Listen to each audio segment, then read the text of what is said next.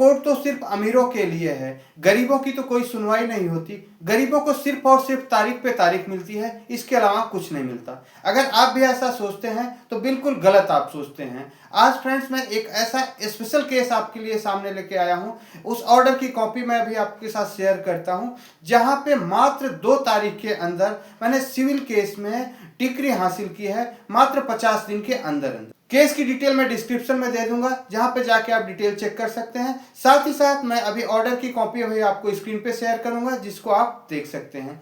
Friend, तो कुछ case का मैं बैकग्राउंड बता देता हूं। यहाँ पे मैं एक किराएदार के लिए रहता हूं। मेरा क्लाइंट जो है द्वारका दिल्ली में एक किराए पे फ्लैट लेता है, जिसका 18,000 रुपये महीने किराया रहता है। किराए पे फ्लैट लेते समय एक कंडीशन थी कि 3 महीने का जो है किराया बतौर सिक्योरिटी दिया जाएगा। इसके बाद उस फ्लैट में बहुत सारी कमियां थी, डैमेज था, लीकेज थे, जिस कारण से मेरे क्लाइंट ने उस फ्लैट को पहले ही खाली कर दिया। और उसके बाद जब फ्लैट खाली करने के बाद जब अपने सिक्योरिटी डिपॉजिट को वापस मांगता है, तो मकान मालिक किराए के में जो सिक्योरिटी डिपॉजिट दिया रहता है उसको देने से मना कर देता है और कहता है कि आपने हमारे फ्लैट में डैमेजेस किया हुआ, जिस कारण से मैं इसको वापस नहीं करूंगा। जबकि मेरा क्लाइंट जैसा फ्लैट लिया हुआ था, जो पहले से ही उसमें बहुत सारी कमियां थी, उसको एज इट इज वापस किया होता है। इसके लिए हम कोर्ट में अप्रोच करते हैं। ऑर्डर 37 सिविल प्रोसीजर कोड के तहत मैं एप्लीकेशन फाइल करता हूं और उस केस में जो पहली सुनवाई होती है, पहली तारीख होती है 19 दिसंबर 2024 को सुनवाई होती है, केस फाइल होता है और जज साहब उसमें सम्मन इशू करते हैं अपोजिट पार्टी को और यहाँ पे समरी सूट फाइल किया जाता है और 10 दिन का समय दिया जाता है उनको अपना मेमो अपीयरेंस फाइल करने के लिए।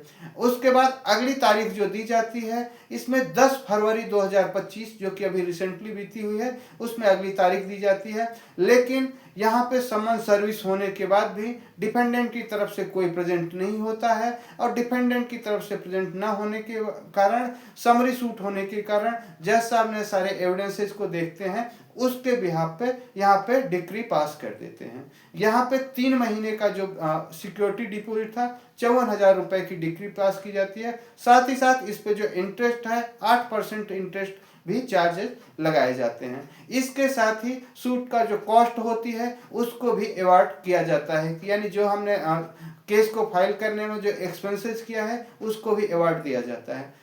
फ्रेंड्स, किसी भी व्यक्ति को ये सोचने की जरूरत नहीं है कि सिर्फ और सिर्फ अमीरों के लिए कोर्ट है या कोर्ट वाले काम नहीं करते, सारे वकील चोर होते हैं, सिर्फ और सिर्फ तारीख पे तारीख लेते हैं। अगर आप ऐसा सोचते हैं तो बिल्कुल आप गलत सोचते हैं। आपके सामने प्रमाण है। मैं अभी स्क्रीन पे आपको ऑर्डर दिखाता हूं, जिसको ऑर्डर को आप देख सकते हैं। ये ऑर्डर खासकर उन लोगों के लिए है जिनका विश्वास टूट चुका है कोर्ट के ऊपर से, लॉ स्टूडेंट्स के लिए है जो कि इन फ्यूचर में लॉ करके कोर्ट में आने वाले हैं, प्रैक्टिस करने वाले हैं। उनको देख के भरोसा हो जाएगा कि किस तरीके से हमारा सिस्टम काम करता है और किस तरीके से लोगों को न्याय दिलाता है।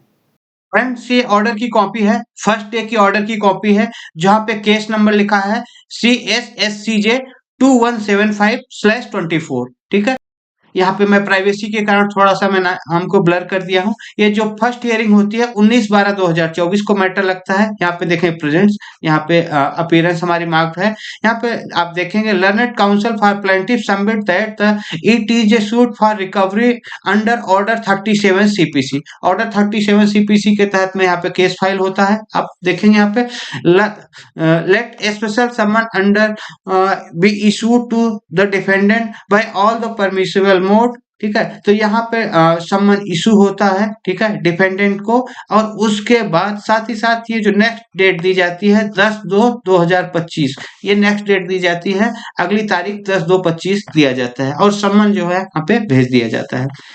यहाँ पे देखेंगे जज साहब का नाम यहाँ पे शो कर रहा है, सिविल जज 03SW, यानी कि साउथ वेस्ट द्वारका दिल्ली। यहाँ पे भी सेम डेट आपको मिलेगा। उसके बाद अगली तारीख लगती है 10 फरवरी 2025 को। अब हम अगली तारीख की ऑर्डर शीट देखते हैं।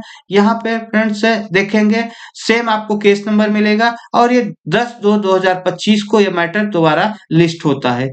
यहाँ पे फ्रेंड्स हमारी अपीयरेंस देखते हैं। Shri Pradeep Pandey, learned counsel for the plaintiff, none for defendant, defendant की तरफ से कोई भी प्रेजेंट नहीं होता है। यहाँ पे आप ऑर्डर देखेंगे कि यहाँ पे जैसा आप लिखते हैं, it is reported by the अलमद that special summon issued under order 37 CPC upon the defendant through speed post and registered AD has return back with remark the addressee refuse to take summons that on that address of Noida. Therefore, the defendant is deemed be served on 16/1/2025। Friends यहाँ पे सम्मन जो है जाता है और defendant जो है अपने आप को बहुत ओवर स्मार्ट समझते हैं कि मैं कोर्ट का सम्मन नहीं लेता हूं तो मेरा अगेंस्ट कुछ भी नहीं होगा। यहाँ पे उन्होंने रिफ्यूज कर दिया, addressee refuse to take summons, ठीक है। यहाँ पे सम्मन लेने से मना कर देते हैं। ऐसी सिचुएशन में कोर्ट ये मानती है कि सम्मन सर्विस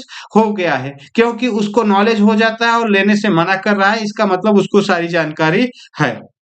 उसके बाद उनका वेट किया जाता है, be awaited for the defendant till 2 PM, 2 बजे का समय दिया जाता है सेम डे कि 2 बजे तक का वेट किया जाता है। हो सकता है डिफेंडेंट की तरफ से या डिफेंडेंट प्रेजेंट होते हैं केस में, लेकिन आप देखेंगे दोबारा 2 बजे कोई भी यहाँ पे अपीयर नहीं होता है, ठीक है। तो फ्रेंड्स ये देखेंगे एट 2 PM प्रेजेंट नन, यहाँ पे कोई भी आइदर फिजिकली और थ्रू VC, कोई भी यहाँ पे ना ही कोर्ट में ना ही वीडियो कॉन्फ्रेंसिंग के जरिए कोई भी प्रेजेंट नहीं होता है डिफेंडेंट की तरफ से, ठीक है। उसके बाद यहाँ पे जैसा आप अपना ऑर्डर देते हैं और यहाँ पे आप देखेंगे relief, the plaintiff is held entitled to recover of ₹54,000 along with the interest at the rate of 8% per annum for the date of filing of the suit till date of decree from the defendant, ठीक है। यहाँ पे देखते हैं जैसा आपने 54,000 रुपए का डिक्री पास किया है, साथ ही साथ 8% का इंटरेस्ट भी लगाया है।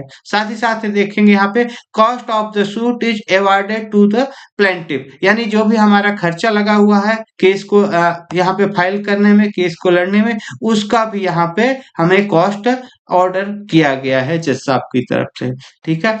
तो फ्रेंड्स इस तरीके से आप अपने केस को लड़ सकते हैं और हमें कोर्ट पे भरोसा रखना होगा। कोर्ट अपना काम बखूबी निभाता है। इस तरीके से कई बार होता है कि कोर्ट में पेंडेंसी होती है, बहुत ज्यादा केसेज होते हैं, इसलिए लंबी तारीख मिल जाती है। किसी तरीके से कोर्ट में जज साहब छुट्टी पे हो सकते हैं, वकील साहब को भी कोई प्रॉब्लम हो सकती है, अपोजिट पार्टी टाइम मांग लेती है, तो इन कारण से कई बार समय लगता है, लेकिन कोर्टों में बहुत ही अच्छे तरीके से काम होता है। आपको विश्वास रखना पड़ेगा कि कोर्टों में काम होगा और अगर आप प्रोसेस से चलेंगे तो आपको न्याय जरूर मिलेगा। उम्मीद करता हूं फ्रेंड्स आपको देख के अच्छा लगा होगा किस तरीके से हमारी कोर्टें आजकल काम कर रही हैं।